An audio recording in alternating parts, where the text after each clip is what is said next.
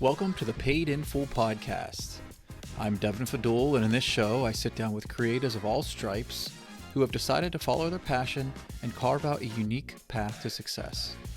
My goal is to dive into their stories, learn about their philosophies, and share their hard-earned wisdom. Hello, everybody. My guest on this episode is Nat Eliason. He's an entrepreneur, a podcaster, a YouTuber, but first and foremost, he's a writer. In his newest book, Crypto Confidential, Winning and Losing Millions in the New Frontier of Finance, goes on sale this week. I finished it, I loved it, and could not wait to dive into the details with Nat.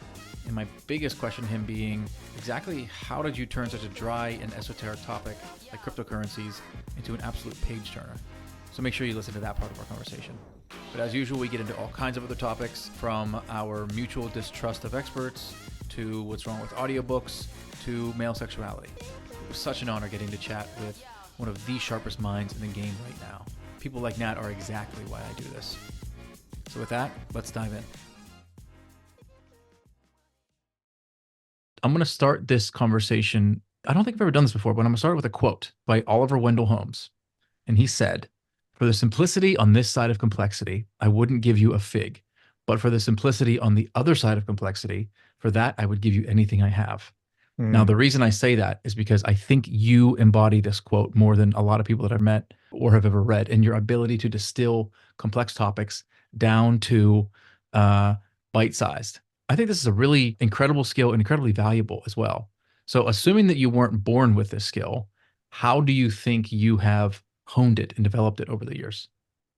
That's a really good question. And I love that quotation because it's kind of like the midwit meme. And you have to think of it as a journey. And I think there are so many industries where this is true. Productivity is an easy one to pick on, right? Where you might start out as, oh, just do the work. And then you kind of go into this crazy complex, we need to layer on all of these apps and techniques and routines and mental models and blah, blah, blah. And you have this crazy complex system. And then you kind of realize that most of that is a distraction or noise and it's unnecessary. And you kind of return back to just do the work. But it's like a different understanding of that simplicity once you've gone through all the complexity and you can see how much noise it really was. But to answer your question, I don't know if it's a skill that I intentionally developed.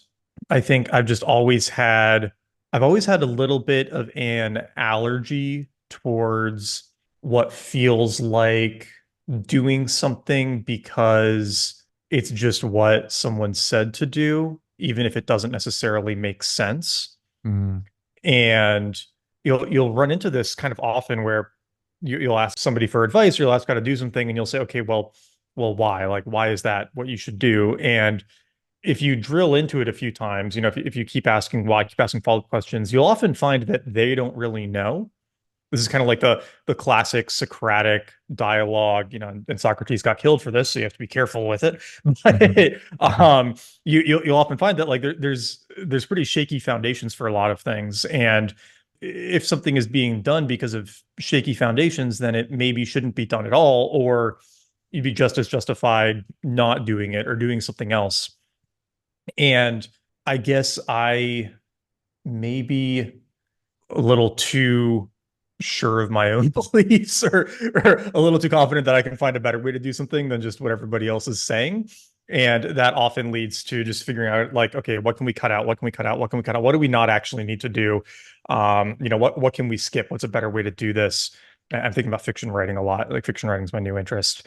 And you go on a lot of the fiction writing forums and you go on the subreddits and people will talk about getting discovered or getting picked up in the fiction writing world. And it's, oh, you've got to write short stories and you've got to write fan fiction and you've got to publish your stories on Wattpad and some of these other online communities. And to me, that feels like a lot of busy work, of noise, of things that do not actually achieve the goal of getting a book in an agent's hands and then into a publisher. And so the real question is actually, how do you find an agent who will work with you? And really, how do you just get good enough at writing that somebody wants to publish your work? That's sort of the real thing that you have to do. And if you do that enough, you're almost guaranteed to get to some point of success eventually. But if you focus on doing all these other things that are not the thing, you might get distracted for years and years and never actually make any progress on the main goal. Yeah, man. Thanks for sharing. And I don't want to put words in your mouth, but I have a similar, call it mindset. It's almost like a healthy skepticism mixed with some sort of innate urge to reason from first principles, maybe. Does that feel right?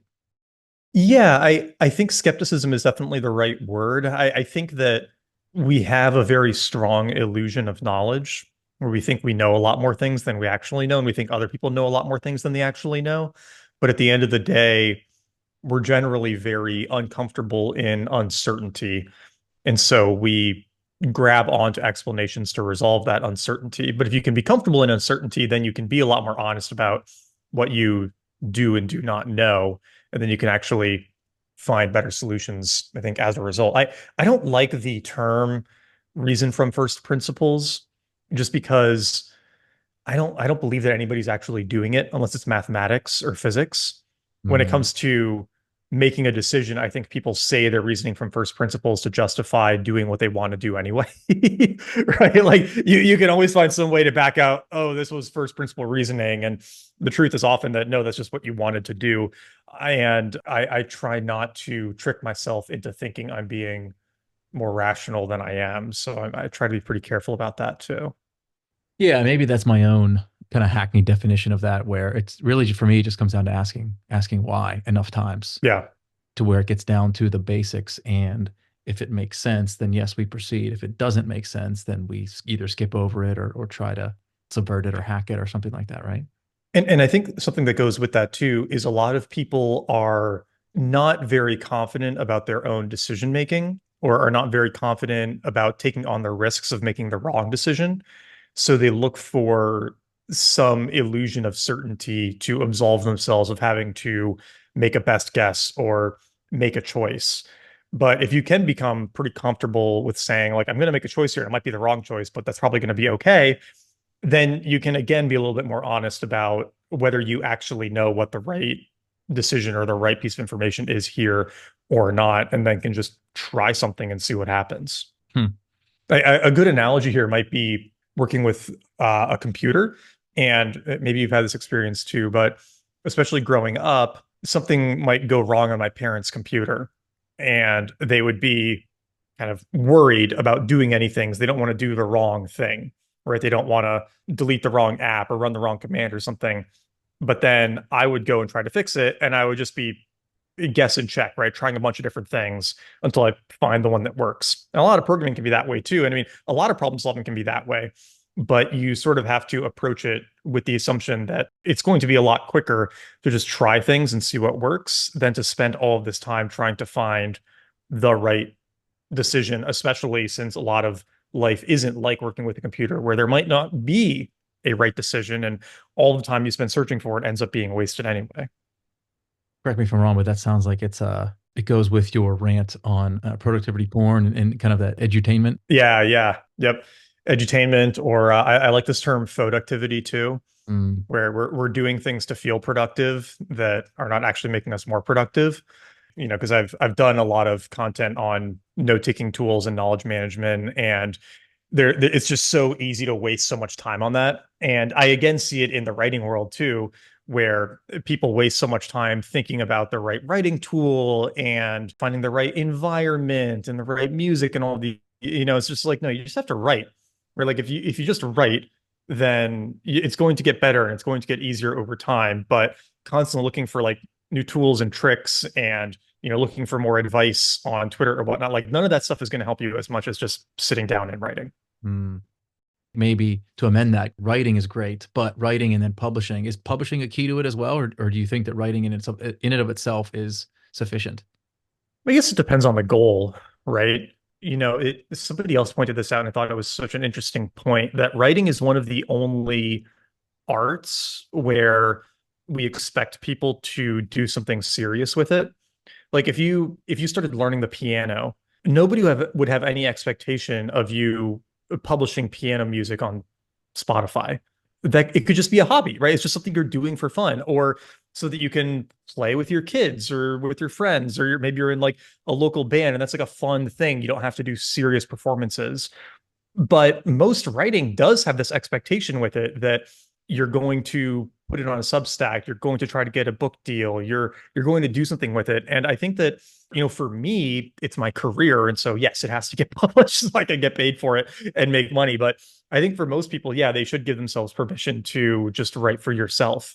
And that can be really rewarding too. It's certainly journaling, but you could also write a short story just for yourself. It doesn't have to get picked up by a magazine. I don't think there's anything wrong with that. Hmm. If you want to get better, though, you have to show it to other people. You'll never get better if you're just writing alone. And that's where I actually think that a lot of people go wrong with trying to get better at writing. They're spending too much time reading books and reading Twitter threads and watching videos on getting better at writing, when what they should really be doing is getting something to a halfway decent point and then putting it in front of other people and seeing what they think and where they think it goes wrong, because that will teach you so much faster. And most people either get too little feedback on their writing or they edit it too much before they get feedback. You kind of want to go for it earlier. Imagine a world where your financial future isn't just a series of guesses and hopeful projections, but a meticulously crafted strategy designed by experts who get it.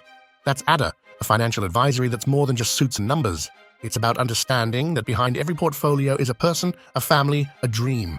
ADA doesn't just play the game, we redefine it. Personalized strategies? Check. A deep dive into your financial DNA? Absolutely. A partner who celebrates your wins and strategizes your next moves? Without question. We're not just in it for the fiscal year, we're in it for the long haul. So if you're tired of the one-size-fits-all approach, the impersonal advice, and the feeling that you're just another account number, it's time for a change. It's time for ADA, where wealth meets wisdom, where plans turn into action, where your financial future isn't just secure, it's empowered. Visit adafinancial.com today, because your legacy deserves more than just guesswork. Okay, so from what I understand, you started a blog in college, correct? Yeah. I started a first one in college, and this was in 2012 actually. And it was just writing about kind of philosophical concepts, essays, a little bit more like what I write right now on my blog. And then I did that for a few months and I started to feel like, okay, this is fun and I'm enjoying it, but it would be interesting to try to write a blog that is growing, right? Almost like a business. Because I saw some people doing, blogging and making a side income. And I'd read 4 Hour Work Week and some of these books and was trying to think what would be some ways to get like a little bit of passive income going before graduation.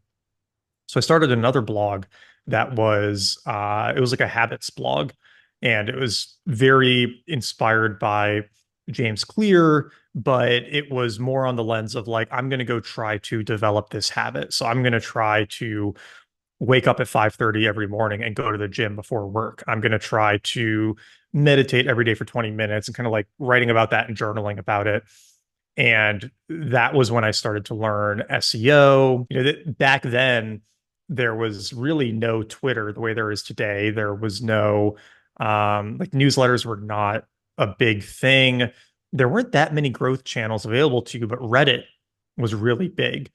And so I figured out how to do really well on Reddit and how to game the algorithm a little bit to get stuff to shoot up in certain subreddits and drive a lot of traffic that way, which led to then using that traffic to like bootstrap getting SEO rankings started, and kind of figured out the online marketing game through that. Got tired of the habits blog and then started a blog under just my own name a year later, and have had that one going for 10 years now. Yeah, it's a great blog, man. I think I first came across your stuff whenever I was doing some research in this idea of reasoning from first principles, and Mm. you had a YouTube video about it. Oh yeah. And then one of the posts that sticks out to me is it's fairly recent, but it was about doing hard things just to show yourself that you can do hard things. Yeah. My question is, okay, so Can I say, you can I say started the one blog. funny thing about that post before we Please, move on? please. Yeah. Because I haven't mentioned this before, but I think you'll get a kick out of this, which is that blog post. It almost pisses me off a little bit because I had been stuck on my blog and hadn't been writing very much.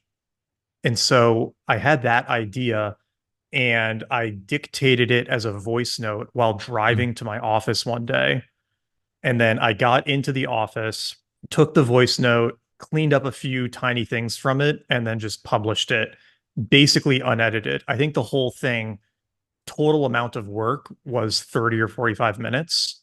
Almost no planning, no thought, nothing. It's one of my lowest effort blog posts ever, and it's one of my most popular. Mm. I have so many blog posts that I've spent weeks and weeks thinking about and agonizing over and really trying to dial in and get right, and nobody cares. And then this one that I just banged out in a voice note on the way into work one day is the one that goes crazy. And it was like front page of Hacker News, and Chamath featured it in his newsletter. And Wow. it just hit all of these. And I'm just like, man, sometimes you just got to publish the little things that you might think are dumb because you never know what's really going to resonate with other people. And I don't Mhm. think the idea is dumb. I think it's a really good idea. I just think that it was such a low effort thing. And then it just resonated super well, which is a long way for me to say that, yeah, sometimes you should just publish more because you never know what's going to work. Mhm. Was that idea percolating for a while before you? Yes, it was. And you know what? The reason I ended up publishing it was it had been percolating for a while. And then my wife and I were talking to our doula, and she was talking about her kid asking her, like, Mom, why do I have to care about calculus? Why am I taking calculus? I'm Mm. never going to use it. And I mentioned that, and it like really lit her up. She said that's the best explanation I've ever heard, Mm. is that yes, you're never going to use calculus, but if you can prove you can get through calculus, people will assume you can get through a lot of other hard things, and like that is valuable in and of itself. And she said, yeah, I'm going to tell my kid that. And that was when I thought, okay, maybe I should actually publish this. So Mm. that was the extent of the like market research before putting it out there. But yeah, I think just put your little ideas out there because you really never know what's going to hit. Yeah, here, man. And I got this Substack newsletter thing it takes a lot of work. There's 4 different sections to it. It's very structured. And part of me just like, I kind of want to ditch that and just post something on Twitter once a week. Yeah. I personally need to just internalize, just get it out there, man. It doesn't have to be beautiful and perfect, right? Yeah. And the one thing I will say though is if you're going to put that stuff out on Twitter, just throw it on the newsletter too. Just because it's like newsletters are kind of special in that they're one of the only places where stuff on the internet has longevity. And it's really only on blogs, newsletters, and YouTube that anything lasts more than a couple of days, because nobody goes back to old tweets, nobody goes back to old Instagram posts or TikToks very often. And even if your newsletter is just over email and it's not going on a site, that's disappearing too. And so if you're going to take the time to write something, I do think it's worth having it on a place where it can have that kind of longevity, because it is cool that I can go on these podcasts or can talk to people and they can mention something on the blog from 3 or 4 years ago or 8 years ago sometimes. I mean, I've got some posts on my old blog that still get traffic to this day, which is amazing, right? I definitely don't have any tweets from 8 years ago that Hmm. still get views. And it is hard, I think, on the internet today, like being a creator today, that everything is pushing you towards doing more and more ephemeral of stuff. But the more ephemeral something is, the more of a, I think, waste of time long term it is.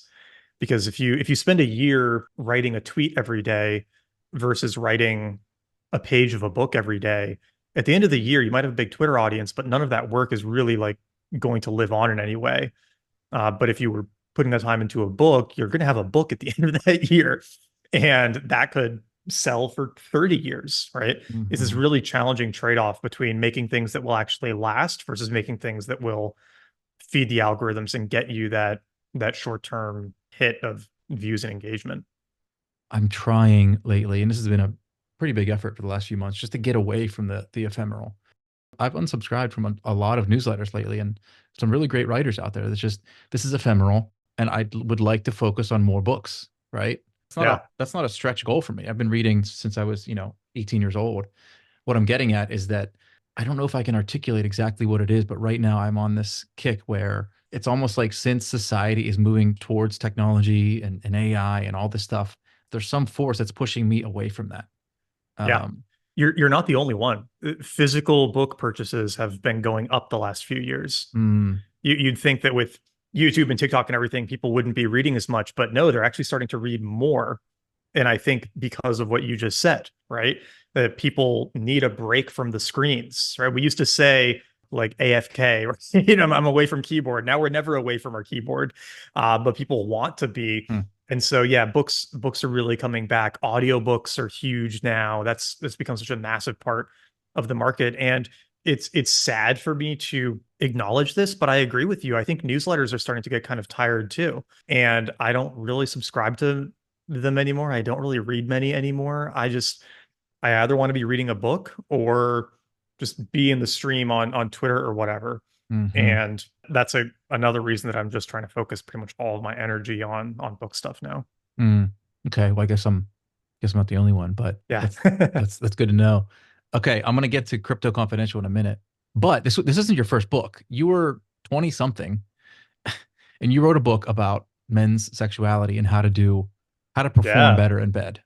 So speaking from my experience, and I don't want to put words in my friend's mouth, but I don't think any of us were qualified to pleasure a woman the correct way, let alone write a book about it when I was 25. So how the hell Yeah. does 20 whatever year old Nat feel qualified to write a book on men's sexuality? So this is kind of a funny story. Take a few steps back, right? I start doing my blog and I start doing newsletter and I'm starting to figure out SEO. And the whole like figuring out men's sexual health, performance, confidence, all of that had been just like a very big interest for a while, right? Like I think it is to a lot of people. And I had done all of this research and I had started exploring it more. And I was writing on my blog and I'd sort of realized that there was this big gap in the information market where there was good information on, improving sexual stamina or orgasming without ejaculating or all of these things, but it was hidden in often this kind of really condescending, super alpha bro type messaging and packaging.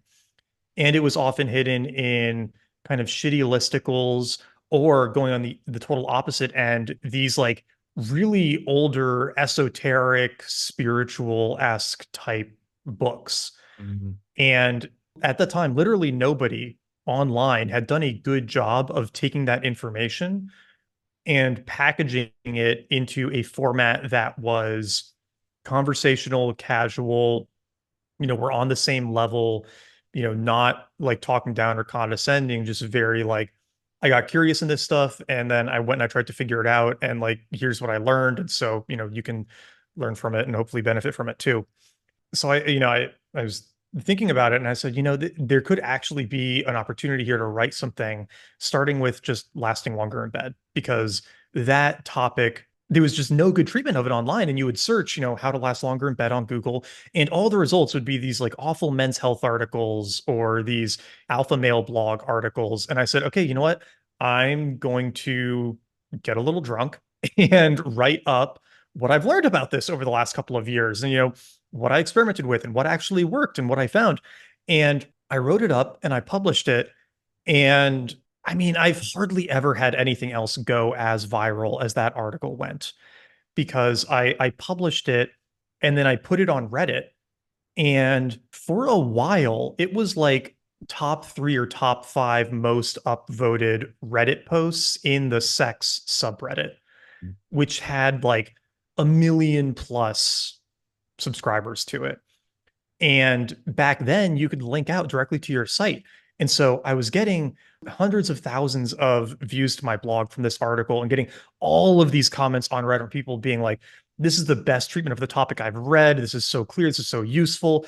And then as the weeks and the months go by, I start getting emails from people and start getting Reddit DMs saying like, this saved my relationship. Hmm. Or I'd get messages from women saying like this, really helped our marriage, or this, totally resolved my husband's confidence in, having sex. And it was this just kind of incredible thing where, yes, totally unqualified to be the one like teaching this stuff, but I had gone out and read the material, simplified it, packaged it in a way that was approachable and useful, and put it out there.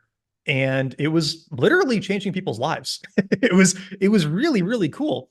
And so I wrote a few more articles on other topics. Most of them had the exact same response, right? Where it was just like this crazy outpouring of interest and support. And so I made an app to go with the articles for helping men practice Kegel exercises. I paid $4,000 to get it developed. The first month it made like $1,500, and the second month it made 6 grand. And then for the first year or two, it was making 3, 4, 5, 6 grand a month. Just totally passive recurring revenue. It paid for my life for almost 2 years. I got to go live in Argentina, do the 4-hour work week thing. All of that's going on. And so I say, okay, well, I should really just go ahead and package this into a book because I've written all the articles anyway. And, it should exist because it's clearly really helping people. And so I ended up packaging it all into a book and publishing it. And this is where things got kind of interesting. Nobody bought the book. It was just like a total dud. Like it really flopped.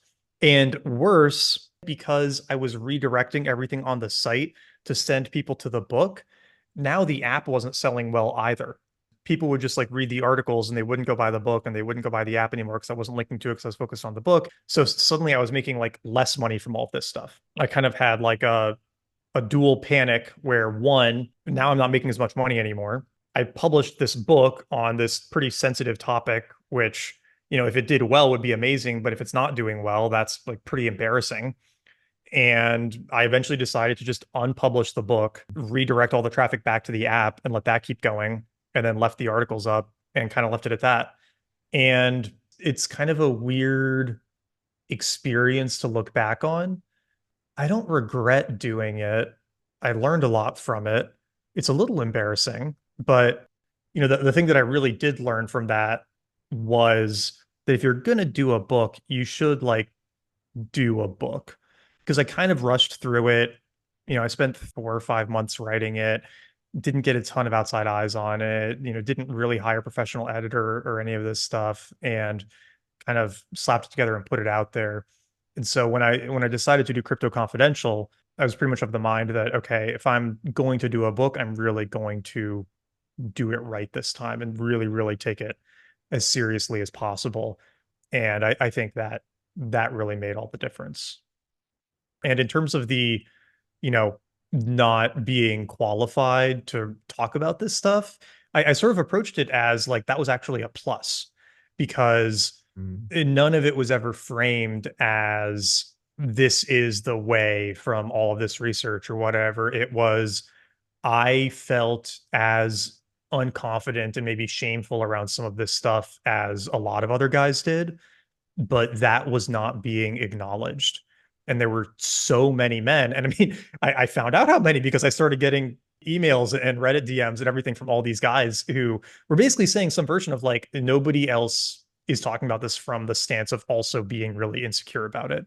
And that made it really approachable. And I think that made it more helpful than even if it was like crazy researched and from some professional. It was like, no, I'm literally just another insecure 20-something dude like you. But I went and read literally everything on this topic and tested a bunch of it out and like figured out something that kind of worked, and go try it and see if it works for you was very much the positioning.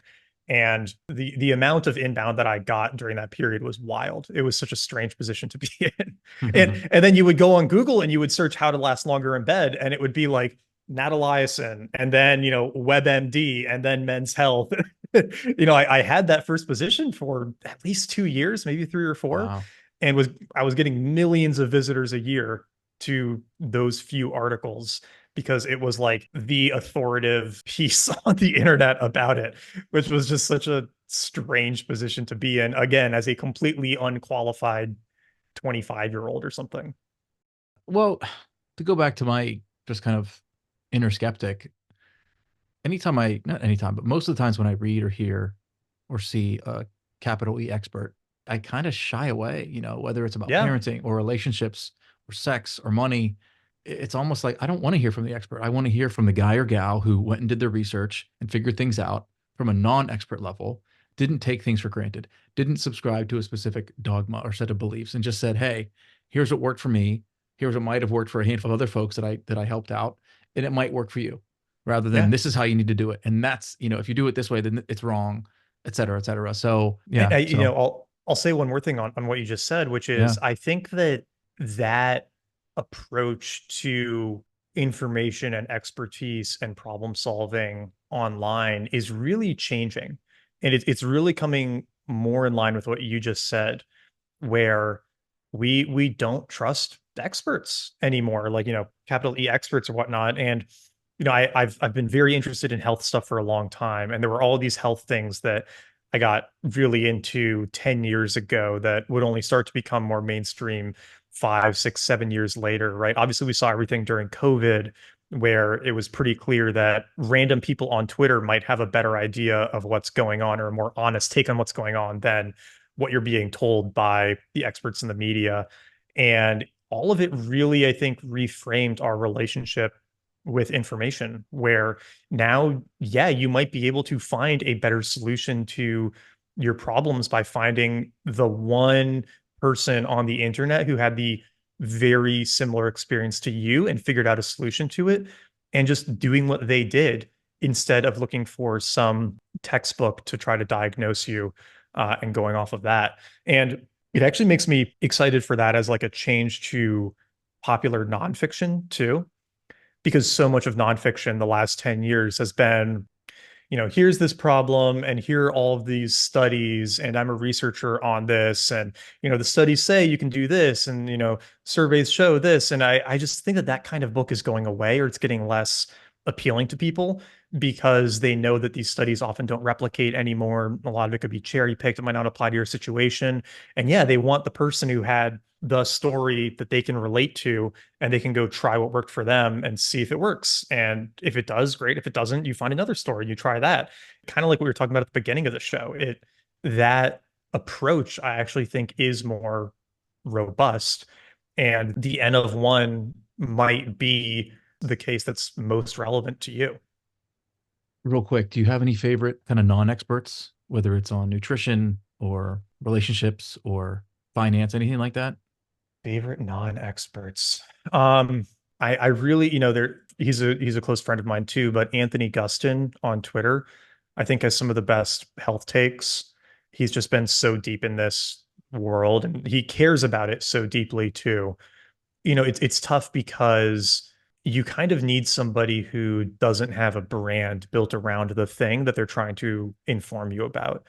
Because if somebody has a big TikTok, Instagram, YouTube, whatever around health stuff, they'll sometimes often have to like create a bunch of unnecessary content just to feed the algorithms. And you can get into this like audience capture issue where they're kind of like playing it up to get the algorithm to work with them, and to grow their brand so that they can, make ad revenue and whatnot. This is the problem with like writing advice too, is a lot of the best writing advice is in kind of like memoirs, from people like Stephen King or Hemingway or whatnot, or it's in almost textbook like books that are super, detailed and dense, but are not like fun to read. Whereas if you're trying to, do like a Twitter personality or a newsletter or something on writing advice, it ends up getting like noisy because you have to make too much stuff about it. And so you almost want to find people who are very interested in a subject, but don't need to talk about it to pay their bills, because they are going to be the most selective with what they put out there. Mhm. The infamous Matt Walker. Yeah. Did you catch a lot of the debunking on his? Yeah, the Alexi Geizy Yeah. article. Yeah. And I mean, that's actually a perfect example of why I think some of this like expert stuff is challenging, because I believe that a lot of the advice in Why We Sleep is probably good advice. I haven't actually read it, but the bits that I've seen, it's all good advice. And I believe that there's just not great science to back it up, because sleep studies are notoriously difficult to do. And I mean, really, at the end of the day, it's like you just got to try this stuff and then see how you feel the next day, or see how you feel for the next week. Like the cold plunges are sort of the classic example of this too. Like all of the science to back up the benefits of cold plunges is like basically bullshit. It's pretty useless.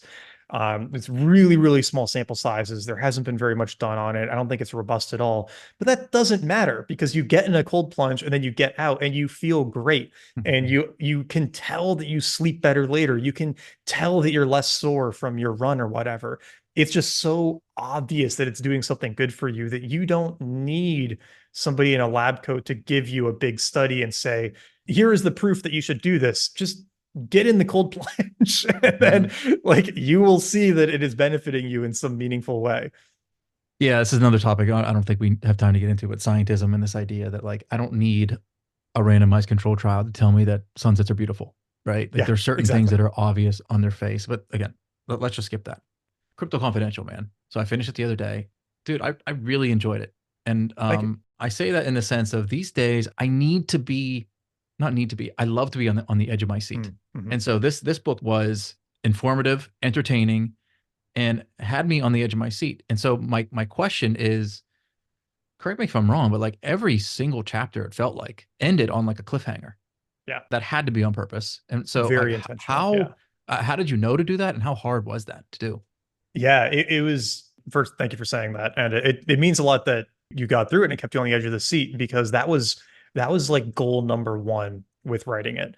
I decided to write a crypto book based on what I had learned getting so crazy into the industry and based on the goal of kind of like trying to demystify crypto a little bit, try to like give people some education on the industry and what's cool about it and what's actually nonsense. And I knew pretty much right away that it couldn't be a crypto 101, what is DeFi, what is Bitcoin type book, because those exist and they're not crazy popular.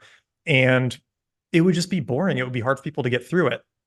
And I was pretty convinced that if I wanted to write a mass appeal mainstream book about crypto that you could give to like your parent or that the like partners of people who are super in crypto would enjoy reading, it had to be really, really fun and really, really fast paced and really gripping. And it had to, you had to be sort of like in it for the story more than the education.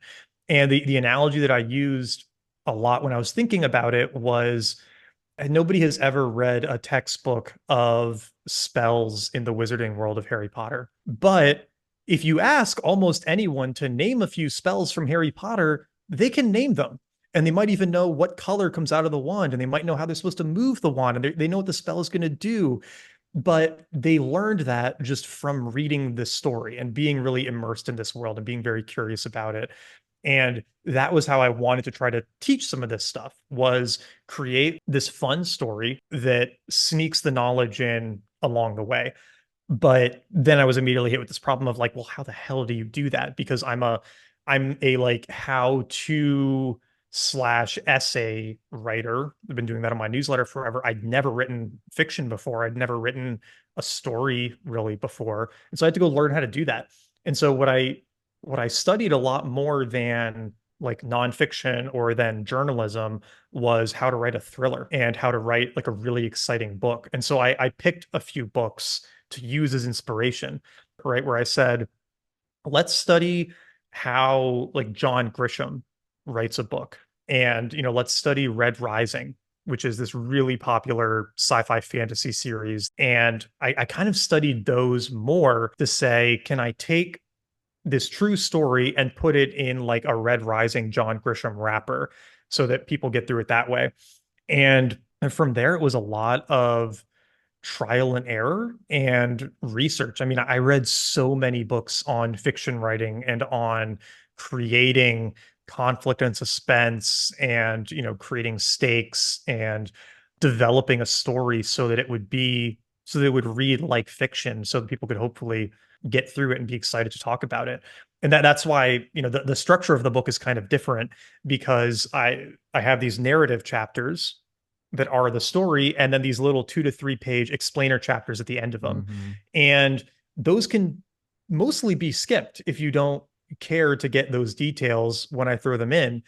But by ending each story chapter on a kind of cliffhanger, it either gets them through the explainers so they get to the next chapter, or they just skip ahead and go to the next chapter. And if they want to read the explainers later, they can come back to them. But Yeah, I mean the ending each chapter on a cliffhanger, having the stakes be very high all the time, and giving a book really just a few pages to see if it's going to be interesting to you before you put it down. That's why, the prologue is there, right? Because you open the book and you start it. This was really, really intentional. You can look at the first page of the book, and on that first page, you learn I've been sort of thrown out of bed in the middle of the night. I'm about to lose $10 million of my own money. I'm about to lose $100 million of other people's money. My wife is mad at me. My baby is screaming in the other room. And that's all in the first two or three paragraphs. Before you even turn the page, all of those stakes are put right in front of you. I mean, I just like hammered that prologue for so long to get it to the point where within those two pages, somebody could be really bought in, because then when they turn the page and go to chapter one, I'm this outsider who doesn't know anything really about crypto, who's trying to make a couple $100, who, doesn't know how to do any of this stuff. And now you've got this whole other question of, wait a second, we only went back in time 9 months. How did it go from this to this in 9 months? And then you're hopefully pretty much just like hooked from there and want to get through the rest of the book. Yeah, man, it's absolutely genius, and I didn't know some of those things. Question: every narrative chapter is followed by Yeah, a. it's followed by an explainer chapter. Yeah. Did you write it with thought that people could skip that? Like, in fact, Well, yeah. So the first three drafts of the book, all of those, confidential explainer chapters were within the story. They were within the prose. And people kept telling me they would get really into it, and then some explainer would come up in the middle of the action and they would put the book down. And so it made me realize that like some of the technical stuff is really hard to explain concisely. It can't be done in one paragraph. It needs a decent chunk if somebody really wants to get what's going on. But they could enjoy the story and enjoy the action without understanding all of those pieces. And so by pulling them out and putting them in those separate chapters, and then putting much shorter, very, very high level explanations within the prose, it kind of allowed the book to have two levels to it. You could have just the story level and you could just read through that and just have a fun time. It's almost like a beach read. But if you want to go a little deeper and you want to actually understand the tech layer, if you actually want to understand, what's going on, how this world is working, you have that option available to you without falling out of the story as it's going. And I think that just worked so much better for the amount of information I wanted to convey without it getting dull. Mhm. I wanted to make sure that people got through the story. And so by having it so clearly delineated, it was a good way to give people that option to just skip it and continue the story. But I love how it came out structurally. I think it's a really fun way to do the book, and it played into the design very well too. Yeah, I loved it, man. Like I said, I don't think there was one moment the entire book where I was bored. I'm pushing 40, but I'm pretty sure I have the same like reading attention as like a 16-year-old these days. Like, is that just me, or is that, society writ No, large? I don't know. I think that's everyone. I think that our attention spans are a lot shorter. The books need to be punchier. I mean, there's this interesting phenomenon going on in fiction right now where the best-selling genre is young adult, but it's being read by people in their 40s. Mm, So the best-selling genre is young adult, but the largest book market is women in their 40s and 50s. mm, And they're reading young adult books. And I don't think it's because they're like not smart enough to read high literature or whatever. I think it's because the young adult books have a pace and a punchiness and a lightness that works very well when your attention span has been wrecked by TikTok and Twitter and whatnot. And so that style and that pacing works for getting into reading more. And I'm really of the mind that that would be one of the best accomplishments for a book is attacking very big, important, challenging, interesting concepts at a high speed thriller pace. Because if you can do both, then that's like a really interesting challenge and really interesting accomplishment. And you have the ability for your book to reach a much wider audience, right? Most people are not going to sit down and choose to read Russian lit when they want to relax. That's a very like niche market. And that might be the best writing, but if it can't reach as many people, then in some ways it's less effective or less impactful. mhm. Again, you're preaching to the choir, man. And I think that's maybe the next unlock in the writing field. Um, deep dives into topics, but having them be fun. One more question. At what point during your crypto journey did you know you were going to write about it? Like, did you start taking notes from day one or?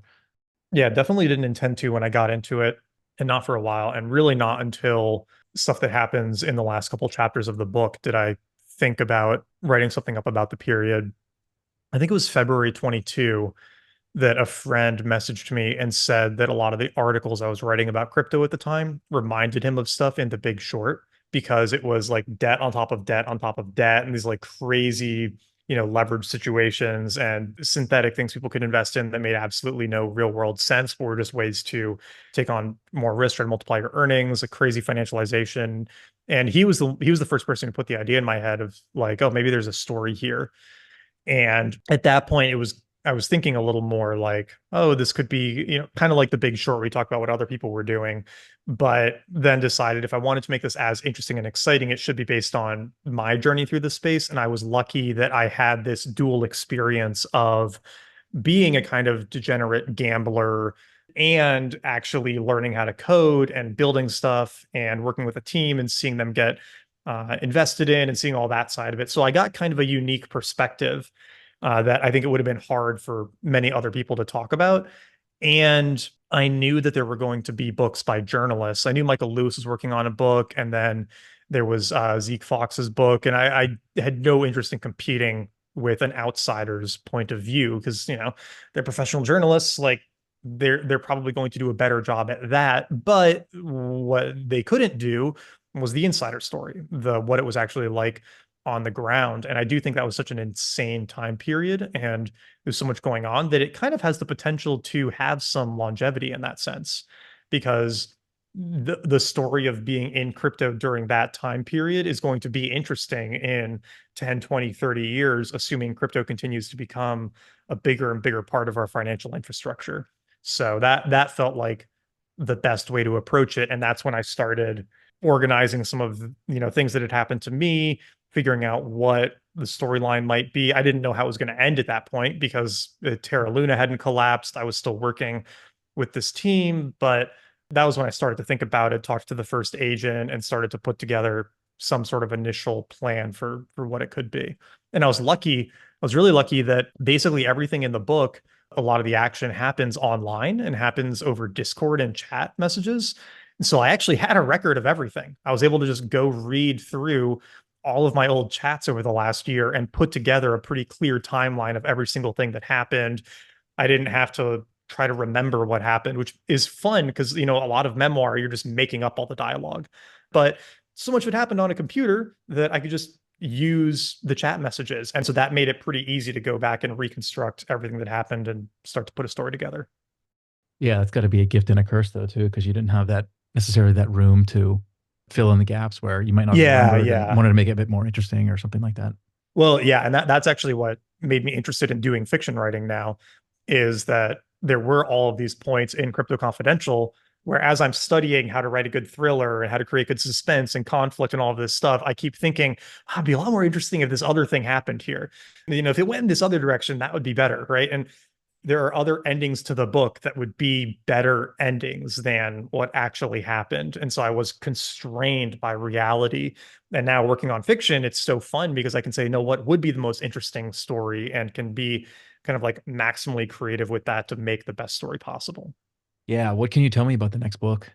Yes. So it's a sci-fi book. It's near-term future. So like 20 years out. The core premise being that, we've successfully copied minds into computers, and you'll be able to create a digital construct of somebody that will seem sufficiently like them, that might behave like them, talk like them, act like them, have a lot of their knowledge and everything. But these guys are trying to bridge the last gap. They're trying to say, like, we don't want to just make a copy of you. We want to actually find a way for you to plug in using like a brain machine interface and then walk your consciousness from your body into the machine.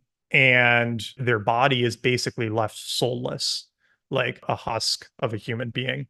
Then the next question is like, well, what now? Because if we've actually figured this out, we've effectively ended death because anybody who's dying can do this. It's not a copy of them that's living forever. It's like you could actually continue to live forever in the machine. And if all these people are dying every day, they're dying unnecessarily, and we could try to save them all.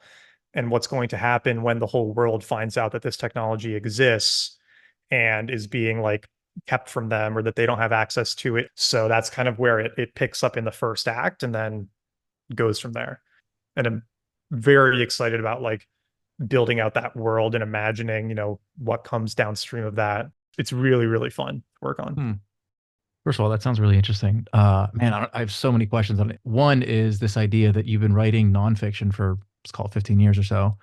I gotta imagine that transition is really hard. Correct me if I'm It wrong. was really hard starting to work on Crypto Confidential. One, because I had to learn how to write in that way. And, in the beginning, the storytelling was just not good and it was not exciting. And it was bad. Right? Like the first few drafts, it wasn't good. It took a long time to feel like I was starting to get good.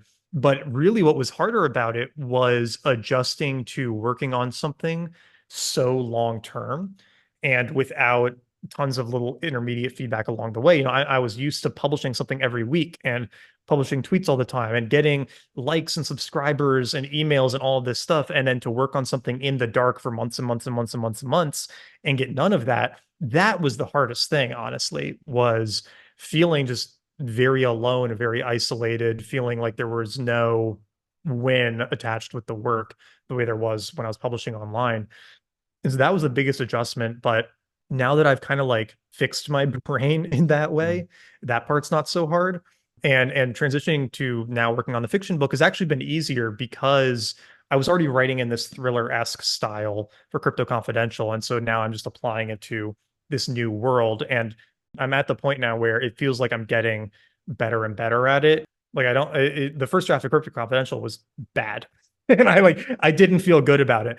But the first draft of this, like, it actually feels pretty good. It still needs a lot of work and there's a lot of room to go, but the amount of learning is significantly lower because, I know how to write good scenes, I know how to do dialogue better, and I know how to do pacing and all of this, all of those big pieces are there and I'm getting better at them. So that part hasn't been so bad. And now it's all these interesting new challenges of how do you hold all of these characters together, right? Like keep them consistent. How do you make sure all of the subplots are weaving through effectively? How are you maintaining your knowledge of this world and all of the rules in it and all of, what's known and unknown? And those pieces have been new things to figure out.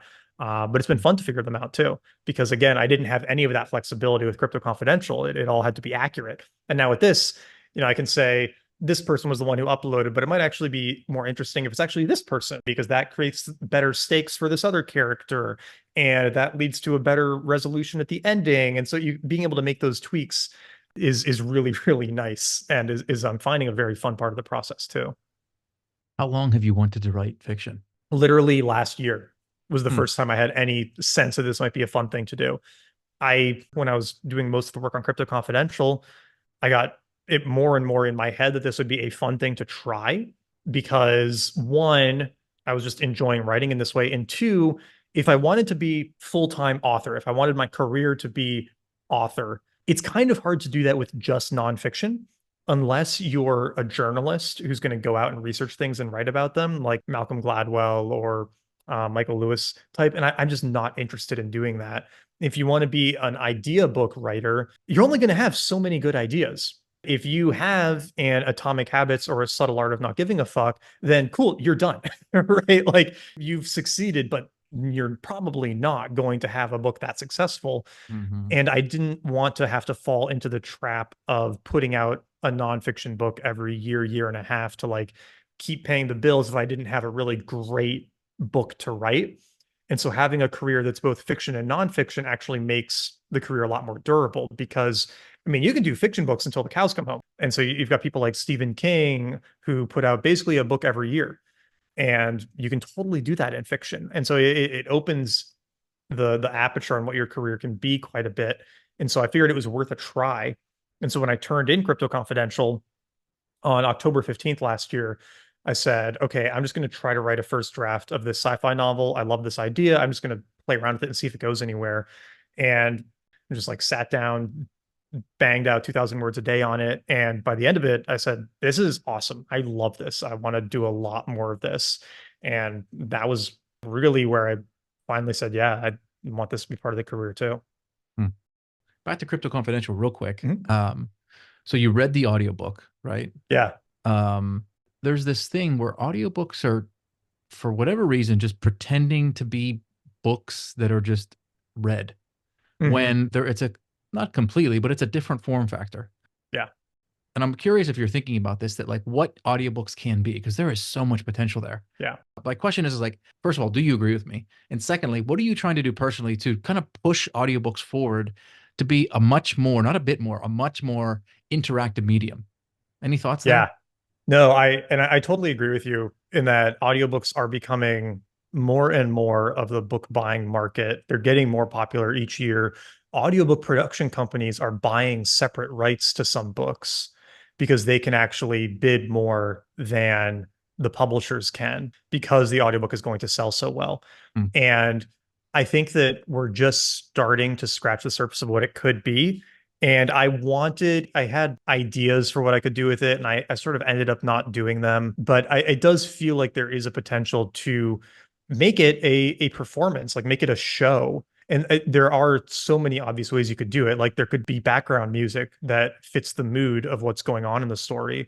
There can be sound effects, right? Like it feels like there is a lot more there. I love the idea of fiction books having a cast of voice actors to do the different characters because when it's done well with one person, it can work. The guy who did the Harry Potter audiobooks, he had like 150 different voices that he would do for all the different characters. It was incredible.